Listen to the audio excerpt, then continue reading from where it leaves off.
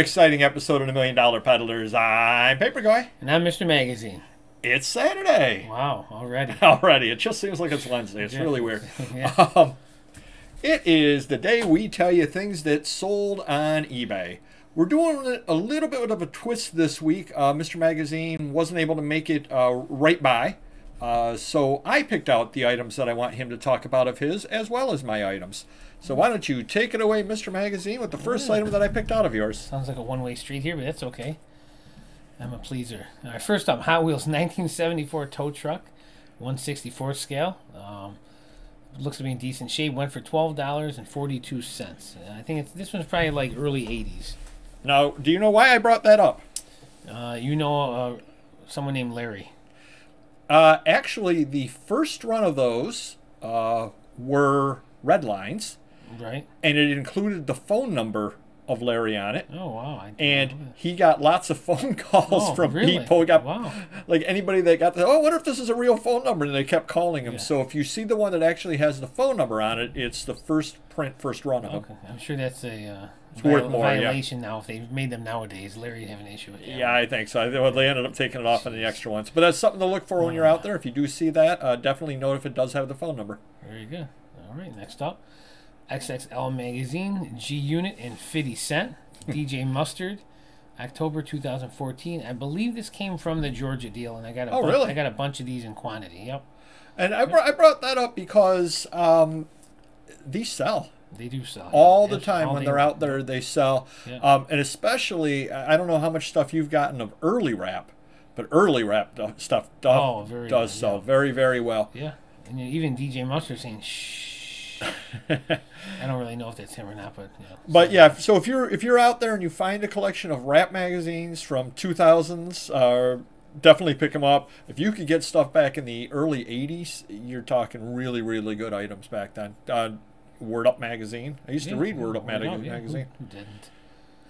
Next up.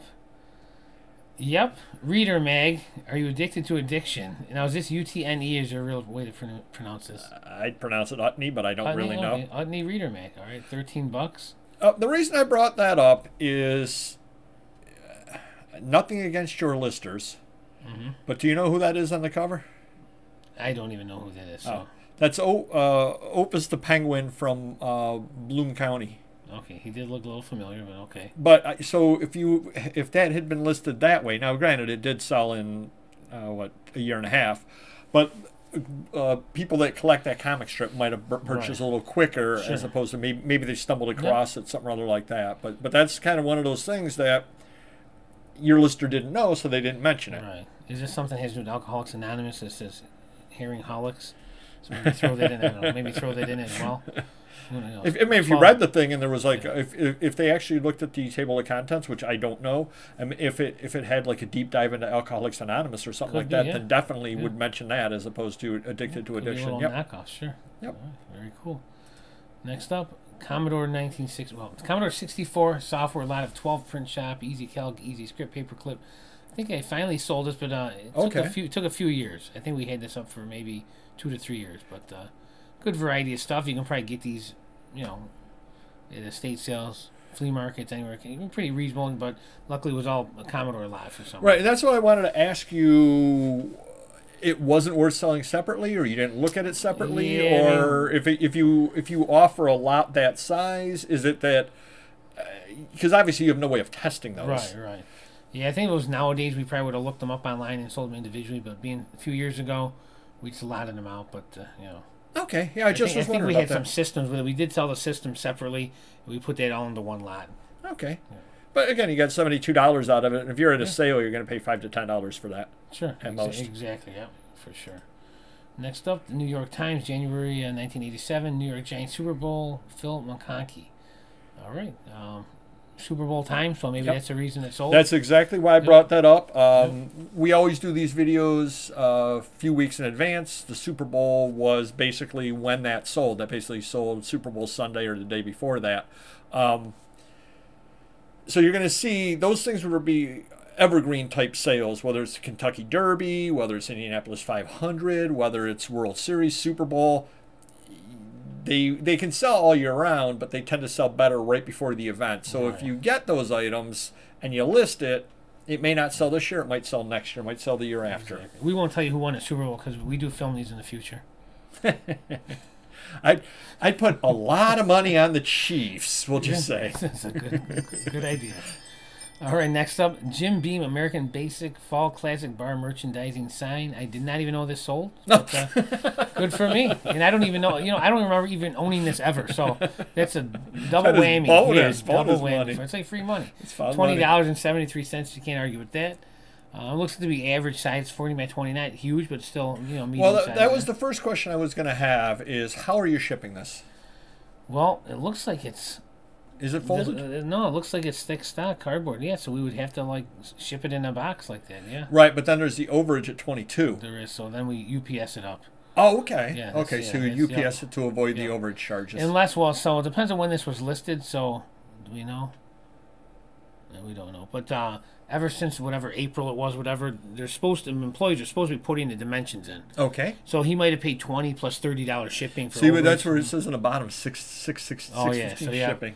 Yep, that's pre-overage. So, yeah, we would UPS this. Yeah. UPS it. Okay, that's why I brought that up. I wanted to know. And my other question is, does that, I don't know, $20 seems low price. It does seem low, but we've had it for a while, too. Okay, so that's... And I think, the little bottoms here are a little messed up, too, so maybe a little bowed, but... They could have put it on the bar itself and it got wet, yeah. If someone's bringing something like that into me, I'm not paying much for it. $5 or something, exactly. And I'm sure I got 10 other different ones with it, so... Is this still me going on? That is still you. All right. Next up, a very cool Standard Brewing Old Oxcart Beer 12-inch vintage tin serving tray, original. Picked up not a big collection, probably 15 of these from a customer, and they were really all high grade. There were some Rochester local ones, and come to find out there was a Coca-Cola one. It looked so nice, so we put it as a reprint, and then a customer emailed and said, hey, could you tell me what the words are underneath it, because it was real tiny print. And we told him, he goes, that's an original one worth like $100 to $200. Oh, wow. So I don't know what it ended up going for. It did have a bunch of bids, but they were nice shape. Usually these sell for like $5, $10, $15, $20, but these were all high grade. Do I have another one up there too? No. Okay. No, the reason I brought that up is because I got about probably four trays like that that I picked up 6 months ago that I haven't done anything with. Okay. So I was wondering, how would you ship that out? Record box? Yeah, record box, or we have some thicker record boxes. And if you look at the back too, I think not too bad shape. I think it's scratch on it, but they were pretty clean overall. And that was the other question because no rust. They were very nice. Yeah. I was impressed by the dollar amount that you got on those, and it made me say I really need to list mine at some point because if I can get that for them, I'd be very, very happy. So I was wondering how you shipped them out, and what your tips were, if any, on them. They got those square record box, but there's other ones that are a little thicker too. Like for box sets, we have those. Price shipping in that just to give some extra protection. Okay. See, I'm going to pick your brain a little bit. Whoa. Yeah. All right, next item we have over here is I destroyed the set.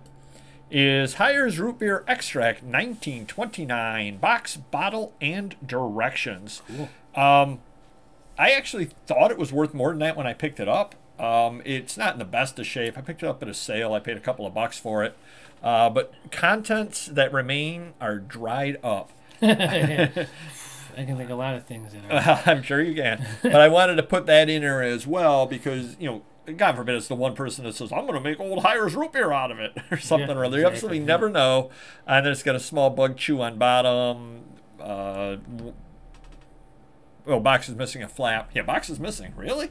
But it just goes to show, because that's not really the kind of thing that I buy whatsoever. Right. But every once in a while you're at a sale. You see something that even though it's outside what you usually deal in, the price seems right, you pick it up, and you end up selling it. It did take 2 years to sell, a year and a half to sell. Yeah. But still, it's money. Yeah, absolutely. This one made me laugh. I got $42 out of it because I love to see men in pain. No, it made me laugh because Detective Fiction Weekly Pulp, February 17th, 1934, Park Avenue Hunt Club. Can you read what the condition says? Acceptable back cover, detached chips and tears around. I sold it once before. Mm-hmm. It got returned to me because the back cover was detached. Oh, wow. Okay. I literally relisted it. I did not change anything in the listing. I literally relisted it, and it sold again. Apparently, maybe the person purchased off their phone and the condition box didn't show up. I don't know what it is, because when I got it back, I was like, I would have noted if the back cover was detached. Sure. And then I looked at my listing. I said, oh, yeah, like where it says back cover detached. That means the back cover's detached. Of course, you know, the gentleman got his money back, refunded, and all that, because A, it's not worth arguing with the guy, but B, some people just don't read the condition, is what it comes down to. Or he was on his phone again, so, wow, another one's up there. Let me buy this one. Yeah, if he They're all detached. They all have detached back covers. It's ridiculous. Trust me, I was hoping it wasn't the same guy. Up next, everybody loves income tax. Pay-as-you-go income tax withholding questions and answers brochure, 1943. Perfect timing for this. It is. And I actually did a little Instagram. Check us out over there at the $1 Million Peddlers if you haven't already. These things actually sell. Now you're asking, who would buy these? Yeah, I would love to pay as I go. You're asking, who would buy these? That's where you say... Oh, me. That's where you say, who would buy these? You're asking who would buy these. Who would buy these? I'm glad you asked. I'm slow today. I need that shot. Accountants. A lot of accountants buy these type deals. Either they collect them, or a lot of times, especially with the old tax forms, I think I've shown those in the past as well, they get them and they frame them up and they put them on the walls. Gotcha. Just because people like to get a laugh out of it too, or it's like, wow, our standard deduction was $40. Wow, type deal. Yeah. So these things do sell. You can pick them up out of there very, very cheap, and a lot of people will have them in like some of the personal papers type stuff. So even just this little instruction brochure went for $15. Next up, Frank Crestman, First National Bank of Allentown Testimonial Dinner Program, 1966. I got $32. Why did I bring this up? Because no disrespect meant to the gentleman whatsoever, but who really collects Frank Crestman stuff? And it just goes to show that anything out there can sell. Yeah. Whether it was somebody with the same last name, whether it was somebody that worked with him at the National Bank of Allentown, whether it was somebody from Allentown. I'm sure there's some ads in there of the local area. Whatever the reason it sold for $32. I mean, it's got to be First National Bank or Cedar Crest College down below, but you didn't put that in the title. I mean, that's all I would think would really sell it. Or it could be somebody with the last name Crestman. There could be relative, Someone likes buying books with yellow covers. There you go. Yeah, they must have a fine collection. But whatever the reason, this is the kind of thing that will sell for $32, which you can pick it up for $1 when you're out there try to and sale. find another one. Exactly. Next up, Ingersoll Rand Type 20 Portable Air Compressors Instructions, 1926 for $24. I brought this up because you kept driving over it back and forth.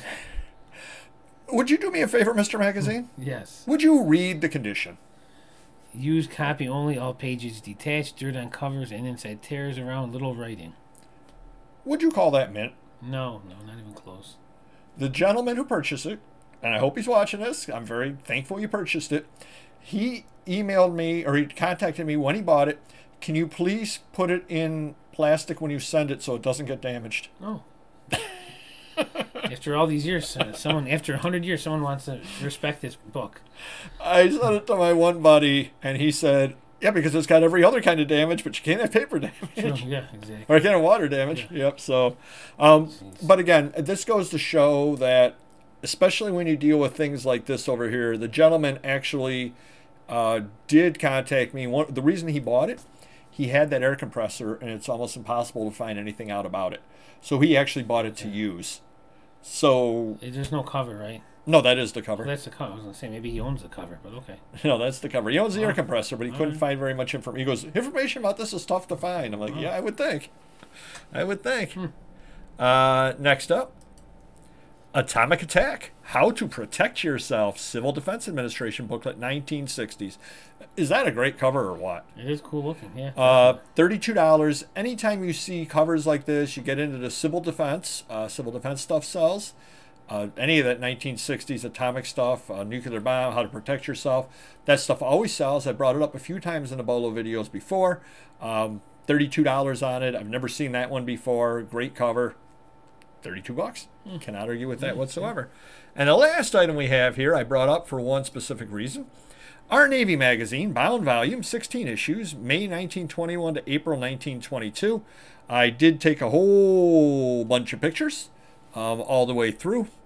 Just a lot of different pictures. They're great looking covers. I mean, they look like sheet music, to be honest with you. But do you know why I brought this up in Mr. Magazine? Because it was your most expensive sale of the week. Of the year. But that's beside the point. All right. No. Actually, the reason why I brought it up, sometimes you're at our live shows and paying attention. Not usually, but sometimes, once in a while. Yeah. Do you remember me mentioning this magazine at our live show, which you need to check out, 7:30 p.m. Eastern, every Wednesday? Yeah. A gentleman, not the one that bought it, a gentleman offered me $60 on it and said that all of the issues are available online at such and such a library, so he would give me $60. Oh, very nice of him. That was very nice of him, Yeah. and I declined his offer. And as I mentioned on the live show, that's wonderful if you want to read them. But there are people that enjoy collecting hard copies. Yeah. And I ended up I sent an offer to the gentleman who bought it, 10% off, so he paid $111 for it. Cool. So I got $111 for it, even though it was available for free to read. Because, again, it's a collector that wants it in their hands, which is a whole different thing. That's why, again, don't allow yourself to be bullied by people that say things like that, because a hard copy is different than reading it online. They're two totally separate things. Saying that to the guy that bought the Superman for $3 million, right? Yeah, it's like, I'll give you $5 for it because I can read it online. It's going to be in public domain in a year or two. I can read it anywhere. I mean, come on. For sure. So do hit the like button. Hopefully that helped you a little bit. Hopefully you liked us changing it up a little bit. I know we didn't have the big high sale stuff for Mr. Magazine this week. We'll save it up. We'll save it up because it's not gonna spoil. But I did want to bring up those couple of things over there because, again, those are probably not things that you would have brought up to talk about. So it kind of gives a little bit different perspective as well. Sure. And we will see you next video. Take care. Bye-bye.